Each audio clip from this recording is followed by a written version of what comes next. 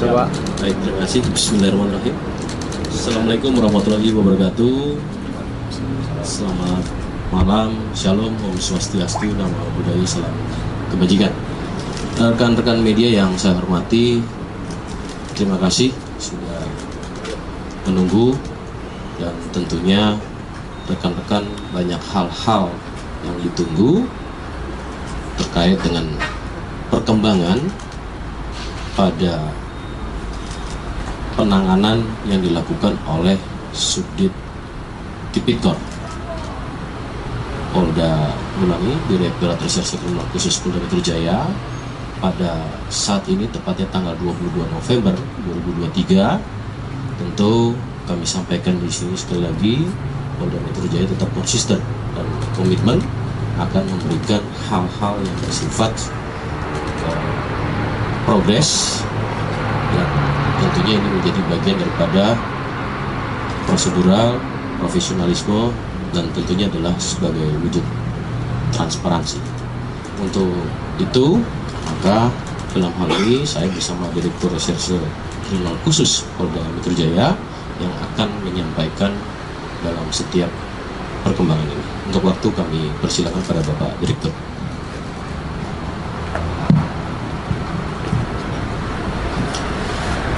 Assalamualaikum warahmatullahi wabarakatuh.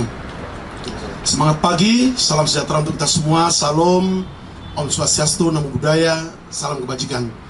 Saya hormati rekan-rekan media yang telah sabar menunggu update terkait dengan kegiatan penyidikan yang dilakukan oleh tim penyidik gabungan Subdit Tipikor Ditreskrim Sus Polda Metro Jaya dan di Tipikor Barreskrim Polri.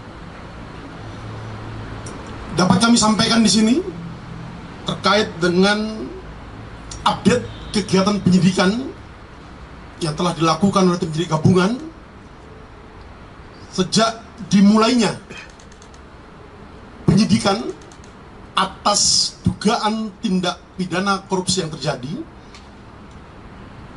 mendasari pada surat perintah penyidikan nomor SP Sidik 6715 10 Romawi Res 3.3 2023 Ditreskrim Sus tanggal 9 Oktober 2023. Adapun perkara yang dilakukan penyidikan terkait dengan dugaan tindak pidana korupsi berupa pemerasan atau penerimaan gratifikasi atau penerimaan hadiah atau janji oleh pegawai negeri atau penyelenggara negara terkait dengan penanganan permasalahan hukum di Kementerian Pertanian RI pada kurun waktu tahun 2020 sampai dengan tahun 2023. Sebagaimana dimaksud dalam pasal 12E kecil atau pasal 12B besar atau pasal 11 Undang-Undang Nomor 31 tahun 1999 tentang pemberantasan tindak pidana korupsi, sebagaimana yang diubah dan ditambah dengan Undang-Undang Nomor 20 tahun 2001 tentang perubahan Undang-Undang Nomor 31 tahun 1999 tentang pemberantasan tindak pidana korupsi, junto pasal 65 KUHP yang terjadi di wilayah hukum Polda Metro Jaya pada sekira tahun 2020 sampai dengan tahun 2023. Adapun update kegiatan penyidikan yang telah dilakukan, yang pertama, telah dilakukan pemeriksaan terhadap 91 orang saksi sejak dimulainya penyidikan tanggal 9 Oktober 2023. Kemudian yang kedua, telah dilakukan penggeledahan di dua tempat. Yang pertama adalah di rumah Jalan Kertanegara nomor 46, Kelurahan Rawa Barat, Kecamatan Kebayoran Baru, Kota Jakarta Selatan. Dan rumah Gardenia Villa Galaxy A2 nomor 60, Kelurahan Jagastia, Kecamatan Bekasi Selatan, Kota Bekasi Selatan. Yang ketiga, penyidik juga telah melakukan penyitaan terhadap barang bukti. Berikut data elektronik dan dokumen elektronik yang ada di dalamnya, yang meliputi: 1.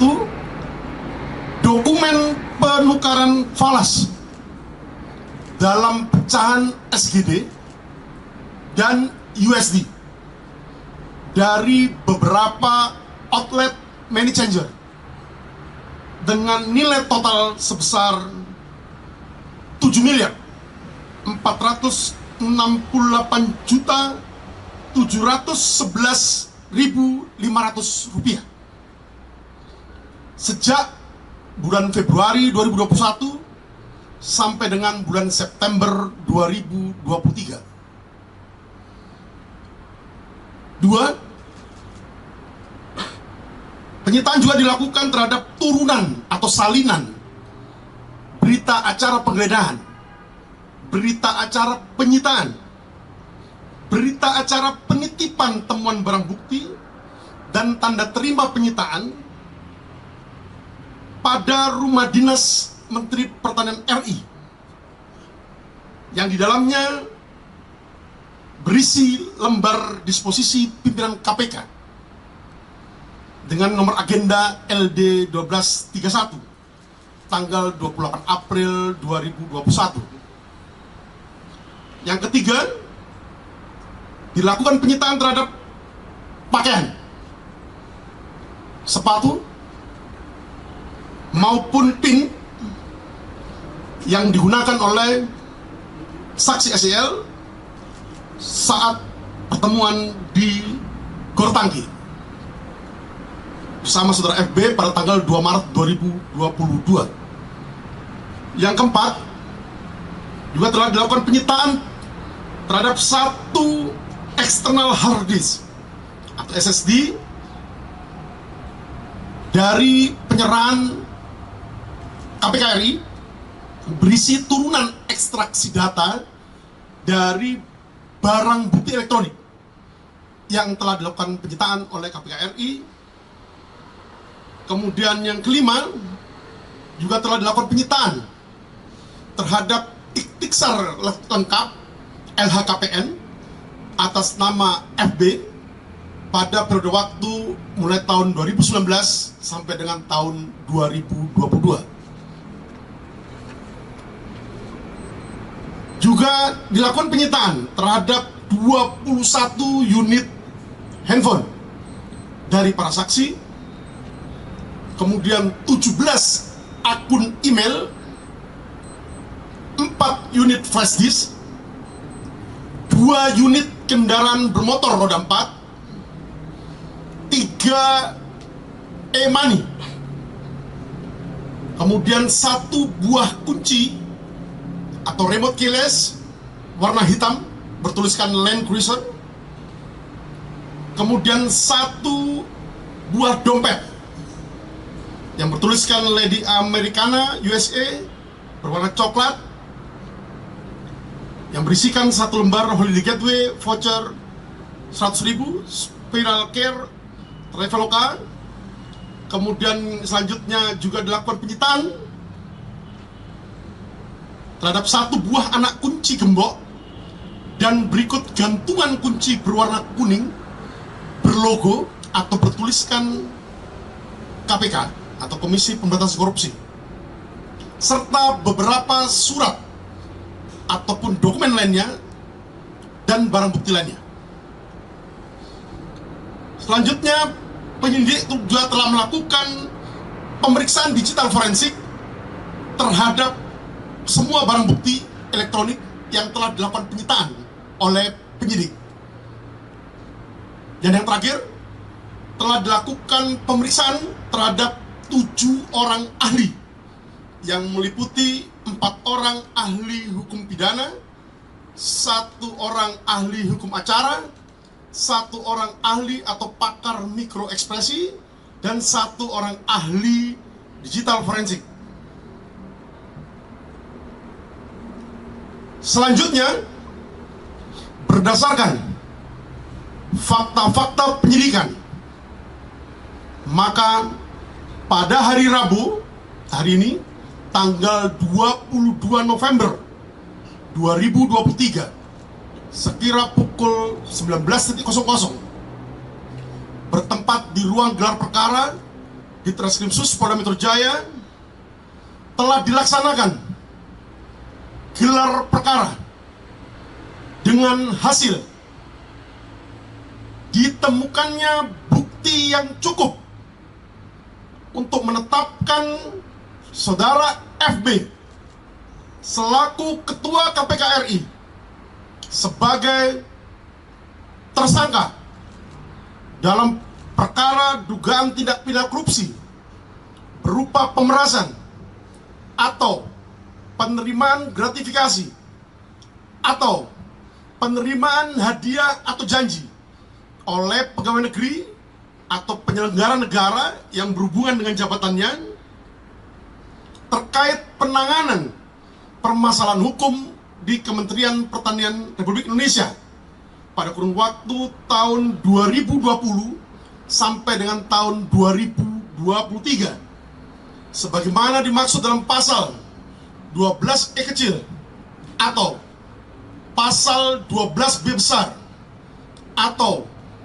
pasal 11 Undang-Undang Nomor 31 tahun 1999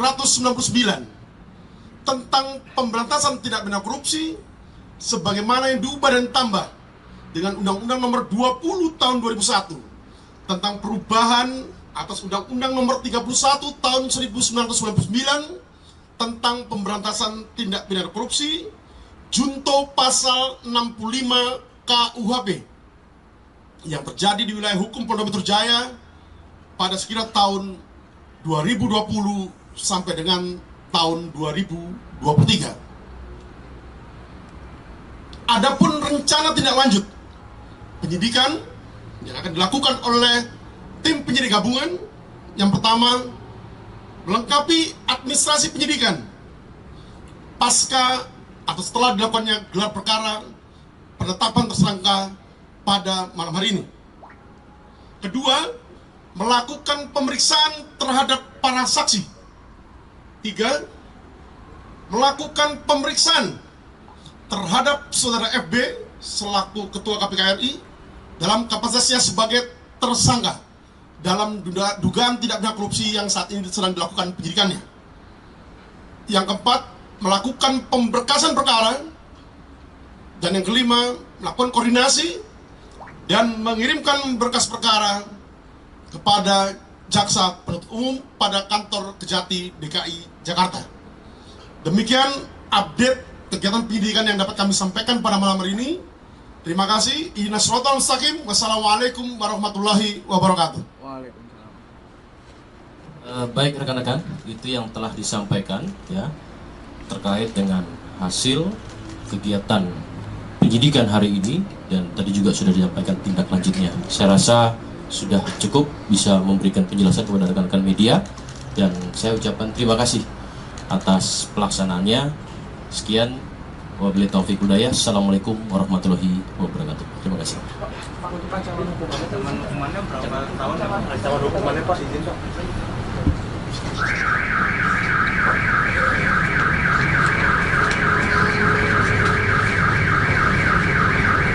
Adapun ancaman hukuman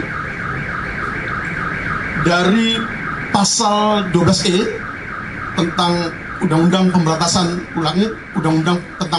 Tindak Pidana Korupsi,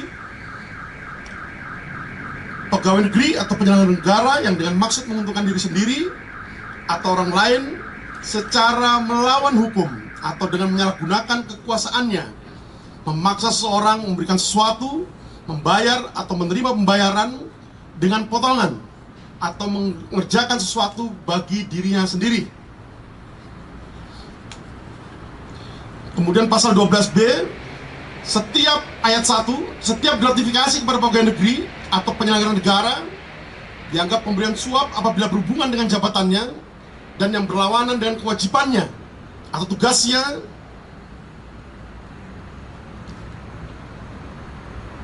Dan terkait dengan pasal 12B ayat 1, di ayat 2-nya disebutkan bahwa pidana bagi pegawai negeri atau penyelenggara negara sebagaimana dimaksud dalam ayat 1 dipidana penjara seumur hidup atau pidana penjara paling singkat 4 tahun dan paling lama 20 tahun, dan pidana denda paling sedikit 200 juta rupiah dan paling banyak 1 miliar rupiah. Sedangkan untuk pasal 11 dipidana dengan pidana penjara paling singkat 1 tahun dan paling lama 5 tahun, dan atau pidana denda paling sedikit 50 juta rupiah dan paling banyak 250 juta rupiah bagi pegawai negeri atau penyelenggara negara yang menerima hadiah atau janji padahal diketahui atau patut diduga bahwa hadiah atau janji tersebut diberikan karena kekuasaan atau kewenangan yang berhubungan dengan jabatannya, atau yang menurut pikiran orang yang memberikan hadiah atau janji tersebut ada hubungannya dengan jabatannya. Saya kira itu rekan-rekan, terima kasih. Pak, apakah ada rencana pencegahan FB keluar negeri pasca penetapan sebagai tersangka? Kami rasakan tadi tindak lanjut sudah disampaikan ya oleh, nanti progresnya tentu ini masih simultan, kesinambungan, dan terima kasih sekali lagi rekan-rekan apa yang sudah kami sampaikan, dan rekan-rekan juga mampu dan dapat melakukan kontrol sosial. Terima kasih. Ya Pak. Pak, jumlah nominal yang diminta itu berapa sih Pak? Yang 7M itu ya Pak tadi yang yang diberikan berapa total pemerasanya? Itu barang bukti yang kita sita. Namun untuk terkait dengan materi penyidikan nanti akan kita akan berikutnya. Ya. Pak, FB bakal Terkait dengan upaya penyidik dikaitkan dengan kebutuhan penyidikan, nanti akan kita update berikutnya kepada rekan-rekan media. Ya, terima kasih. Ya Pak, makasih. Terima kasih Pak.